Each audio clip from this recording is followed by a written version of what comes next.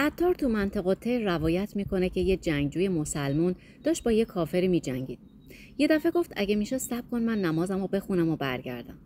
کافر دست نگه داشت و مرد بعد از عبادتش پرقدرت‌تر اومد و جنگو ادامه داد. یه کمی که گذشت این بار مرد کافر از حریفش خواست اجازه بده بره عبادت کنه. رفت یه گوشه نشست و بتشو گذاشت جلوشو بهش سجده کرد. مرد جنگجو وقتی دید سرش رو خاکه با خودش گفت حالا وقتشه که از پشت بزنمش و پیروز میدون بشم. همین که دستش آورد بالا که کافر رو بکشه یه صدایی بهش گفت کی همه بد عهدی از سر تا به پای، خوش وفا و عهد میاری به جای. او نزد تیغت چو اول داد مهد، تو اگر تیغش زنی جهل است جهل. سر تا پات بد عهدی و ناجوان مردیه. چه خوب به قولی که دادی عمل کردی. وقتی تو داشتی نماز میخوندی اون نکشتت.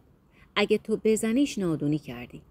وقتی اون با تو به جوون مردی رفتار کرد تو باهاش نامردی نکن.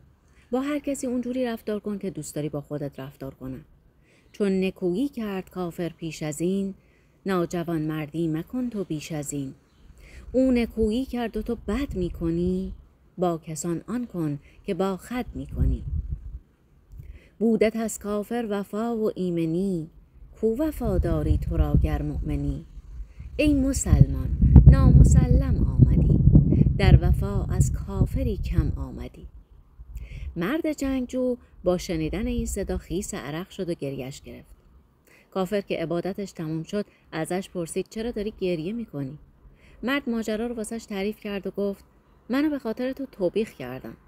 وقتی کافر این قصه رو شنید فریاد زد و گریه کرد و گفت چطور میتونم با خدایی که به خاطر دشمنش دوستش رو مؤاخذه میکنه بیوفایی کنم؟